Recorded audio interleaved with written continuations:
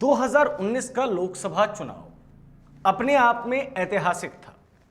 यह ऐतिहासिक था भारत के राजनीतिक इतिहास की दृष्टि से। 2019 के लोकसभा चुनाव के बाद एक चीज स्पष्ट हो गई थी कि देश में प्रधानमंत्री रिपीट करने वाले हैं, यानी कि नरेंद्र मोदी एक बार फिर देश के प्रधानमंत्री बनेंगे। लेकिन 2019 के लोकसभा चुनाव के नतीजे आने के बाद देश की दो बड़ी राजनीतिक पार्टियों में अध्यक्ष की तलाश शुरू हो गई थी। पहली पार्टी थी भारतीय जनता पार्टी, जिसके अध्यक्ष अमित शाह लोकसभा चुनाव जीत चुके थे और वो देश के अगले गृह मंत्री बन गए थे। तब पार्टी को लगा कि एक व्यक्ति को दो जिम्मेदारियां नहीं संभालनी चाहिए और वो उसके लिए कठिन कार्य हो सकता है। तो फिर भारतीय जनता पार्टी ने नया अध्यक्ष ढूंढने की शुरुआत कर दी। यह तो बात हुई पहली पार्टी की। दूसरी पार्टी थी कांग्रेस, क्योंकि लोकसभा चुनाव में अगर एक पार्टी बड़े अंतर से जीती थी तो दूसरी पार्टी बुरी तरीके से हारी थी। और इस बुरी हार के बाद राहुल गांधी ने इस्तीफे की पेशकश कर दी थी। उसके बाद हुआ क्या? उसके बाद यह हुआ कि भारतीय जनता पार्टी ने जेपी नड्डा को अपना अगला अध्यक्ष नियुक्त कर दिया और इस तरीके से भाजपा को नया अध्यक्ष मिल गया। लेकिन राहुल गांधी के इस्तीफे के बाद कांग्रेस को दोबारा राजमाता के शरण में जाना पड़ा, यानी कि सोनिया गांधी की शरण में जाना पड़ा। पिछले साल अगस्त में जब सोनिया गांधी फिर से कांग्रेस अध्यक्ष बनी तो सवाल यही उठा कि क्या कांग्रेस में गांधी परिवार के अलावा किसी और को अध्यक्ष नहीं बनाया जा सकता? कांग्रेस में अक्सर गैर गांधी को अध्यक्ष बनाने की मांग उठती है। लोगों का भी यह मानना है कि अगर कांग्रेस में गैर गांधी परिवार के अलावा कोई अध्यक्ष बनेगा तो पार्टी के ऊपर से परिवारवाद का दाग धुलेगा। इस बार तो खुद प्रियंका गांधी ने भी एक इंटरव्यू में कहा है कि अब किसी गैर गांधी को पार्टी का नेतृत्व यानी कि लीडरशिप संभालनी चाहिए। हम आपको एक महत्वपूर्ण फैक्ट बताते हैं। कांग्रेस के 73 साल के आजादी के बाद के 73 साल के इतिहास में 13 ऐसे अध्यक्ष रहे हैं जो कि गैर गांधी है और इनका लोकसभा चुनाव में सक्सेस रेट 57% यानी कि 57% रहा है। दूसरा फैक्ट, गांधी परिवार से राजीव, सोनिया और राहुल ही ऐसे 3 एकमात्र शख्स हैं जो कि अध्यक्ष रहते हुए लोकसभा चुनाव हारे हैं। नमस्कार, मैं प्रभात रंजन मिश्रा और आप देख रहे हैं नेशन लाइव। कांग्रेस में नए अध्यक्ष को ढूंढने की कोशिश जारी हो गई है। अब सवाल यह उठता है कि कांग्रेस का नया अध्यक्ष कौन बनेगा? सोनिया गांधी ने इस्तीफे की पेशकश कर दी है। अब क्या राहुल गांधी या प्रियंका गांधी कांग्रेस की कमान संभालेंगे या कांग्रेस कुछ सरप्राइज इस देश की जनता को देगी? क्या कांग्रेस गांधी परिवार से मुक्त हो पाएगी? क्या कांग्रेस को एक अच्छा फुल टाइम अध्यक्ष मिल पाएगा जो इस देश में विपक्ष की भूमिका का ढंग से निर्वहन कर सके? क्योंकि देश में एक मजबूत पार्टी सरकार में तो है, लेकिन इस देश का विपक्ष छिन्न भिन्न है। एक अच्छे लोकतंत्र के लिए यह जरूरी है कि इस देश का विपक्ष मजबूत रहे, जो कि पिछले कई सालों से नहीं है। राहुल गांधी अपनी जिम्मेदारियों से भागते नजर आते हैं। वो चुनाव हारे तो उन्होंने इस्तीफे की पेशकश कर दी, उन्होंने फाइट बैक नहीं किया।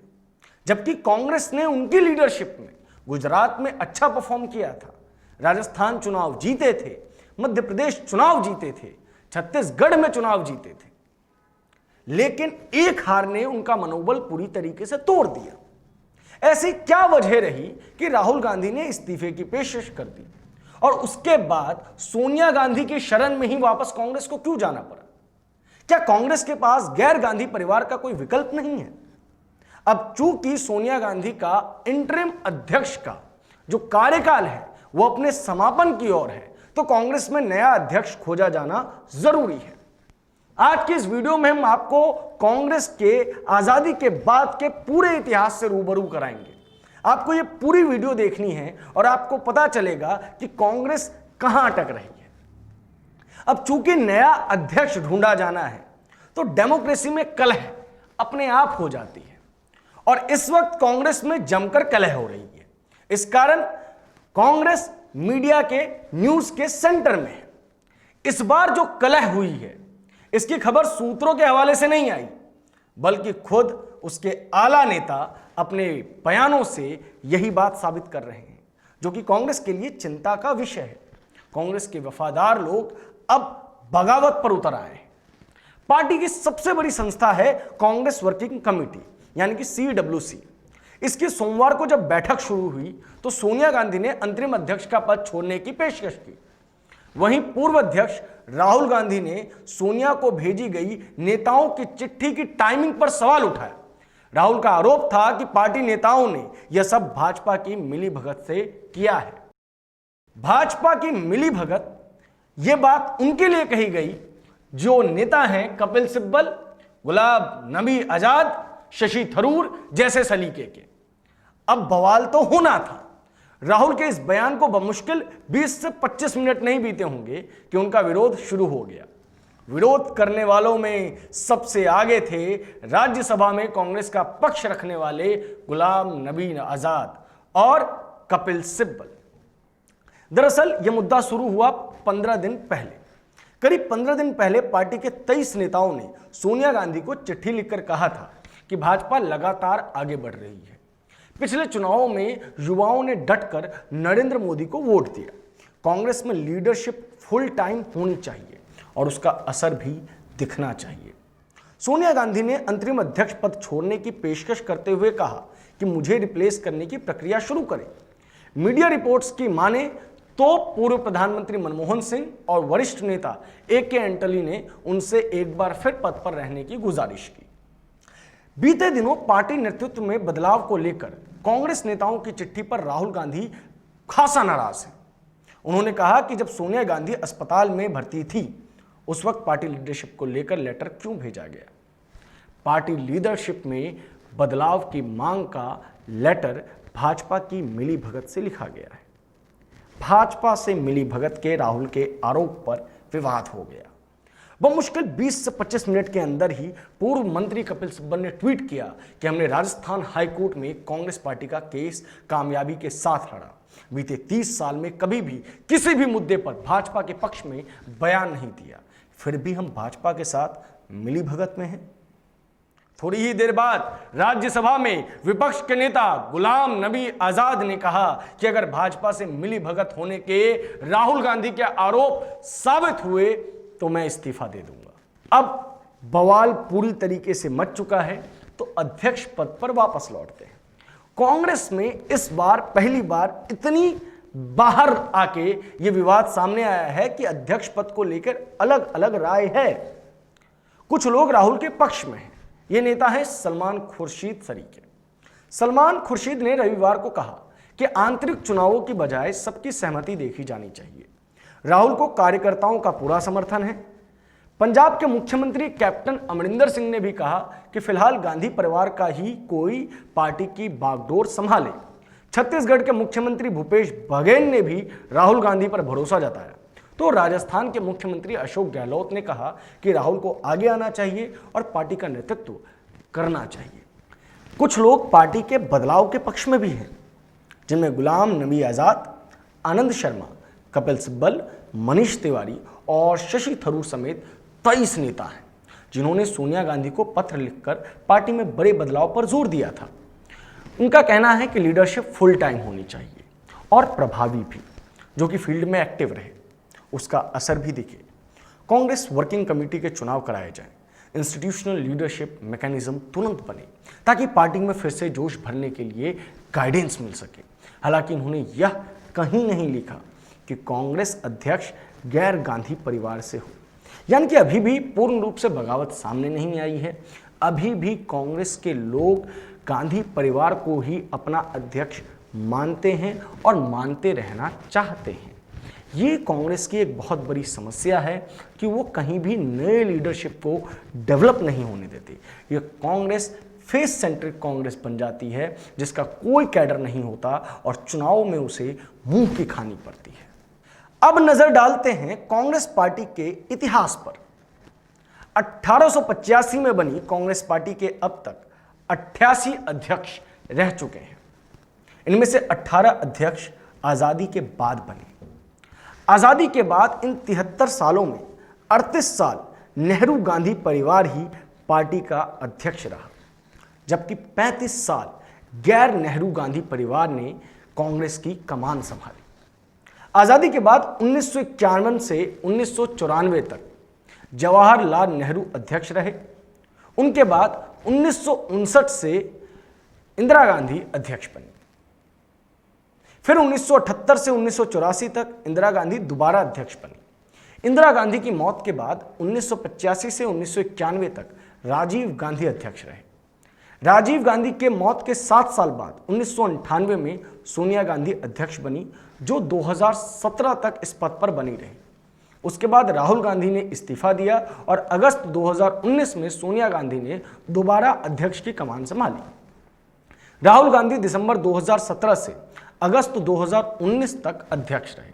तो इस तरीके से देखा जाए तो आजादी के बाद से लंबे वक्त तक कांग्रेस अध्यक्ष पद की कमान सिर्फ और सिर्फ गांधी परिवार के हाथ में रही। कांग्रेस पार्टी में आखिरी अध्यक्ष सीताराम केसरी थे, जो गांधी परिवार से नहीं आते थे। सीताराम केसरी 1996 से 1998 तक कांग्रेस अध्यक्ष रहे थे। उसके बाद 22 साल हो गए, जी हां 22 साल, तब से कांग्रेस की कमान गांधी परिवार के हाथ में ही है और उनके ऊपर परिवारवाद का आरोप पूर्ण रूप से लगता रहा है। और यह आरोप साबित भी होता है क्योंकि 22 साल के अंदर कांग्रेस पार्टी में कोई भी नया अध्यक्ष ऐसा नहीं आया जो कि गांधी परिवार से बाहर का हो। आजादी के बाद से अब तक गैर गांधी परिवार से आने वाले 13 अध्यक्ष बने। इन 13 अध्यक्षों ने 35 साल तक कांग्रेस की कमान संभाली। आजादी के बाद कांग्रेस के पहले अध्यक्ष जेबी कृपलानी थे, जो कि गांधी परिवार से किसी भी प्रकार का संबंध नहीं रखते थे, यानी कि इनका गांधी परिवार से कोई भी खूनी रिश्ता नहीं था। आजादी के बाद पहली बार 1952 में लोकसभा चुनाव हुए थे और शुरुआती 25 सालों तक कांग्रेस के सामने कोई मजबूत विकल्प था ही नहीं। लेकिन 1975 में आपातकाल लगने के बाद 1977 के चुनावों में कांग्रेस को पहली बार हार देखनी पड़ी। इस चुनाव में कांग्रेस 153 सीट पर सिमट गई। इस हार के बाद इंदिरा गांधी दोबारा अध्यक्ष बनी और 1980 के चुनाव में 351 सीटें जीतकर दोबारा कांग्रेस की सरकार बनाई। आजादी से लेकर अब तक देश में 17 लोकसभा चुनाव हो चुके हैं। इनमें से 10 चुनावों के वक्त कांग्रेस का अध्यक्ष गांधी परिवार से ही था, जबकि 7 बार गैर गांधी परिवार से। गैर गांधी परिवार के अध्यक्ष रहते कांग्रेस 3 चुनाव हारी है, जबकि गांधी परिवार के अध्यक्ष रहते पार्टी 4 चुनाव हार चुकी है। इस हिसाब से देखा जाए तो आम चुनावों में गैर गांधी परिवार का सक्सेस रेट 57% रहा है। जवाहरलाल नेहरू से लेकर इंदिरा गांधी तक 5 बार आम चुनावों में कांग्रेस का अध्यक्ष गैर गांधी परिवार से रहा और 1977 के चुनाव को छोड़कर सभी चुनावों में कांग्रेस सत्ता में आई, जबकि राजीव गांधी से लेकर सोनिया गांधी के बीच सिर्फ 2 चुनाव के वक्त ही गैर गांधी परिवार से अध्यक्ष रहा और दोनों ही बार कांग्रेस को हार का सामना करना पड़ा। आजादी के बाद से कई बार ऐसे लोग भी कांग्रेस अध्यक्ष बने जिनका संबंध गांधी परिवार से नहीं था, जिनमें पहला नाम जेबी कृपलानी का है, जो कि 1947 में कांग्रेस के अध्यक्ष बने। उसके बाद पट्टाभी सीतारामैया, जो कि 1948 से 1949 तक कांग्रेस के अध्यक्ष रहे। उसके बाद पुरुषोत्तम दास टंडन, जो कि 1950 में कांग्रेस के अध्यक्ष बने। उसके बाद आता है नाम UN ढेबर का, जो कि 1955 से 1959 तक कांग्रेस के अध्यक्ष रहे। फिर नाम आता है नीलम संजीव रेड्डी का, जो कि 1960 से 1963 तक कांग्रेस के अध्यक्ष रहे। फिर अगला नाम है के कामराज का, जो कि 1964 से 1967 तक कांग्रेस के अध्यक्ष रहे। फिर नंबर आता है N निजलिंगप्पा का, जो कि 1968 से 1969 तक कांग्रेस के अध्यक्ष रहे। फिर कांग्रेस के अध्यक्ष बनते हैं जगजीवन राम, जो कि 1970 से 1971 तक कांग्रेस पार्टी की कमान संभालते हैं। फिर नंबर आता है शंकर दयाल शर्मा का, जो कि 1972 से 1974 तक कांग्रेस की कमान संभालते हैं। फिर नंबर आता है देवकांत बरुआ का, जो 1975 से 1977 तक कांग्रेस की कमान संभालते हैं। फिर नंबर आता है कासू ब्रह्मानंदा रेड्डी का, जो 1977 से 1978 तक कांग्रेस पार्टी के कमान संभालते हैं। फिर अब बात की जाए पीवी नरसिम्हा राव की, जो कि कांग्रेस के अध्यक्ष रहे थे 1992 से 1996 तक। और आखिरी गैर गांधी परिवार के कांग्रेसी अध्यक्ष सीताराम केसरी, जिन्होंने 1996 से 1998 तक कांग्रेस की कमान संभाली थी। एक और महत्वपूर्ण फैक्ट आपको बता दूं कि गांधी परिवार से सिर्फ राजीव, सोनिया और राहुल ही हैं जिनके अध्यक्ष रहते पार्टी को हार मिली है। इंदिरा गांधी की मौत के बाद 1985 में राजीव गांधी कांग्रेस अध्यक्ष बने और प्रधानमंत्री भी। उसके बाद 1979 में चुनाव हुए और पार्टी चुनाव हार गई। कारण यह था कि राजीव गांधी के 5 साल के कार्यकाल के दौरान भ्रष्टाचार के कई आरोप लगे। बोफोर्स मामला तभी उजागर हुआ था। गांधी परिवार से राजीव गांधी, सोनिया गांधी और राहुल गांधी ही ऐसे हैं जिनके अध्यक्ष रहते पार्टी को हार का सामना करना पड़ा है। राजीव गांधी 1985 में अध्यक्ष बने और पार्टी 1979 का चुनाव हार गई। 1998 में सोनिया गांधी अध्यक्ष बनी और अगले ही साल 1999 का चुनाव कांग्रेस हार गई। इसके बाद 2014 के चुनाव में भी सोनिया गांधी ही अध्यक्ष थी। इस चुनाव में कांग्रेस को अपने इतिहास की सबसे कम 44 सीटें मिली। सोनिया गांधी के बाद दिसंबर 2017 में राहुल गांधी कांग्रेस के अध्यक्ष बने। अध्यक्ष रहते हुए उन्होंने पहला चुनाव 2019 में लड़ा। इस चुनाव में कांग्रेस सिर्फ 52 सीटें ही जीत चुकी। आलम तो ये रहा कि राहुल गांधी अपनी पारंपरिक सीट अमेठी भी हार गए। कांग्रेस के साथ एक और बड़ी दिक्कत है, हमने पहले भी आपको बताया है। कांग्रेस कार्यकर्ताओं को जोड़ने के लिए किसी चेहरे का इस्तेमाल करती है और अगर वो चेहरा वहां से अलग हो जाए तो कांग्रेस पार्टी टूट जाती है और ऐसा कांग्रेस के साथ 20 से ज्यादा बार हो चुका है। कांग्रेस की स्थापना आजादी से 62 साल पहले 28 दिसंबर 1885 में स्कॉटलैंड के रिटायर्ड अधिकारी A.O. ह्यूम ने की थी, एलन ऑक्टेवियन ह्यूम। कांग्रेस की स्थापना के बाद पार्टी में सबसे बड़ा बंटवारा 1907 में हुआ। इस समय पार्टी गर्म दल और नरम दल में बढ़ गई। आजादी के बाद से अब तक कांग्रेस 20 से ज्यादा बार टूट चुकी है। कांग्रेस से टूटकर बनी पार्टियों का बाद में या तो कांग्रेस में ही मर्जर हो गया या फिर कांग्रेस के साथ गठबंधन हो गया। आजादी के बाद पहली बार 1951 में कांग्रेस टूटी थी। उस समय जेबी कृपलानी, जो कि पहले गैर गांधी परिवार के अध्यक्ष थे, उन्होंने कांग्रेस से अलग होकर किसान मजदूर प्रजा पार्टी बना ली थी। इसी साल एनजी रंगा ने भी हैदराबाद स्टेट प्रजा पार्टी बनाई थी। उसी साल सौराष्ट्र खेदंतु संघ नाम से नई पार्टी कांग्रेस से अलग होकर बनी थी। इंदिरा गांधी के समय कांग्रेस 2 बार टूटी। पहली बार 1969 में, जब कांग्रेस ने इंदिरा गांधी को बर्खास्त कर दिया था। तब इंदिरा गांधी ने कांग्रेस आर बनाई थी, रिक्विजिशन। उसके बाद 1977 में कांग्रेस में फिर बंटवारा हो गया। इस बार इंदिरा गांधी ने कांग्रेस आई यानी कि कांग्रेस इंदिरा नाम से अलग पार्टी बनाई और उसका इलेक्शन सिंबल पंजे का निशान रखा। आज़ादी से लेकर अब तक कांग्रेस में जितनी बार भी बंटवारा हुआ है, उनमें से ज़्यादातर समय अध्यक्ष गांधी परिवार से ही रहा है। कांग्रेस में आखिरी बड़ा बंटवारा 2016 में हुआ था। तब छत्तीसगढ़ के पूर्व मुख्यमंत्री अजीत जोगी ने कांग्रेस से अलग होकर छत्तीसगढ़ जनता पार्टी बनाई थी। अब आपको बताते हैं कि कांग्रेस कितनी बार टूटी है। गांधी परिवार का अध्यक्ष रहते कांग्रेस कई बार टूटी। पहली बार टूट आई 1951 में, जब किसान मजदूर प्रजा पार्टी बनी। 1951 में ही हैदराबाद स्टेट प्रजा पार्टी बनी। 1959 में स्वतंत्र पार्टी बनी। 1979 में कांग्रेस अर्स बनी। 1980 में कांग्रेस ए बनी। 1981 में कांग्रेस सोशलिस्ट बनी। 1986 में राष्ट्रीय समाजवादी कांग्रेस बनी। 1990 में हरियाणा विकास पार्टी बनी। 1999 में राष्ट्रवादी कांग्रेस पार्टी बनी। 1999 में पीपल्स डेमोक्रेटिक पार्टी का भी गठन हुआ। 2001 में कांग्रेस जननायक पेरावाई का गठन किया गया। 2003 में नागा पीपुल्स फ्रंट बने। 2011 में YSR कांग्रेस बनी। 2016 में छत्तीसगढ़ जनता कांग्रेस बनी। वहीं गैर गांधी परिवार के अध्यक्ष रहते हुए भी कांग्रेस में कई बार टूट आई है। 1956 में ये टूट पहली बार आई थी जब इंडियन नेशनल डेमोक्रेटिक पार्टी का निर्माण हुआ था। 1967 में भारतीय क्रांति दल बना, 1969 में उत्कल कांग्रेस बनी, 1969 में ही कांग्रेस आर बनी, 1969 में ही कांग्रेस ओ का निर्माण हुआ, फिर 1977 में कांग्रेस आई बनी, 1977 में ही कांग्रेस फॉर डेमोक्रेसी का भी निर्माण किया गया, 1994 में ऑल इंडिया इंदिरा कांग्रेस तिवारी का गठन किया गया और 1977 में तृणमूल कांग्रेस बनी। कांग्रेस पार्टी को नया अध्यक्ष चाहिए या नहीं चाहिए, ये उनका आंतरिक मसला हो सकता है, ऐसा कई कांग्रेस के कार्यकर्ताओं का मानना है। कांग्रेस इस देश की एक बड़ी पार्टी है जिसने इस देश की आज़ादी के लिए संघर्ष किया था।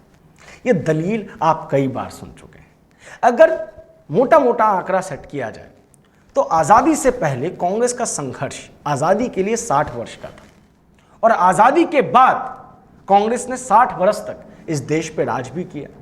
यानी कि कांग्रेस की इन्वेस्टमेंट अब वापस आ चुकी है। कांग्रेस अब नो प्रॉफिट नो लॉस के बिजनेस में है। अब कांग्रेस सिर्फ और सिर्फ इस दलील पे वोट नहीं मांग सकती कि आज़ादी में हमारी पार्टी के नेताओं द्वारा संघर्ष किया गया था। अब कांग्रेस को वोट मांगना होगा अपनी विचारधारा पे। कांग्रेस को एक आइडियोलॉजी सेट करनी होगी, कांग्रेस को विकास की बात करनी होगी, कांग्रेस को भी सबका साथ, सबका विकास और सबकी भागीदारी के नियम को मानना पड़ेगा। कांग्रेस के लिए जरूरी है कि उनका अगला अध्यक्ष वो बने जो पार्टी को जोड़ के रखे, जो एक महत्वपूर्ण विपक्ष की भूमिका निभाए। वो चाहे गांधी परिवार से हो या गांधी परिवार से बाहर से हो, इस बात से कोई बड़ा फर्क नहीं पड़ता अगर वो अपनी पोजीशन को जस्टिफाई कर सकता हो। जवाहरलाल नेहरू तो खुद ही नेहरू गांधी परिवार के पहले वंशज थे, उसके बाद इंदिरा गांधी भी आई, लेकिन इन दोनों ने पार्टी को संभाले रखा। आप और हम ये कह सकते हैं कि उस वक्त कांग्रेस के सामने कोई दूसरा महत्वपूर्ण या मजबूत विकल्प नहीं था। आज यही स्थिति भाजपा के सामने भी तो है। आज भाजपा के सामने कांग्रेस का अस्तित्व नहीं है या भाजपा के सामने कोई दूसरा विकल्प नहीं है, लेकिन भाजपा आज इस देश की सत्ता पे विराजमान है। ऐसा इसलिए संभव हो पाया क्योंकि उसने एक एक करके सैकड़ों नेता, लीडर्स इस देश को दिए। जरूरी नहीं है कि नेता गांधी परिवार से ही आएगा। आपके पास अच्छी अच्छी लीडरशिप है, आपको बस उन्हें प्रोत्साहन देना है और अपना एक कैडर तैयार करना है। जरूरी है इस देश की डेमोक्रेसी के लिए कि देश का सत्ता पक्ष जितना मजबूत रहे उतना ही मजबूत उसका विपक्ष भी रहे। आपको ये वीडियो कैसी लगी कमेंट बॉक्स में जरूर बताएं। देश और दुनिया की सभी बड़ी खबरों के लिए हमारे साथ बने रहें। धन्यवाद।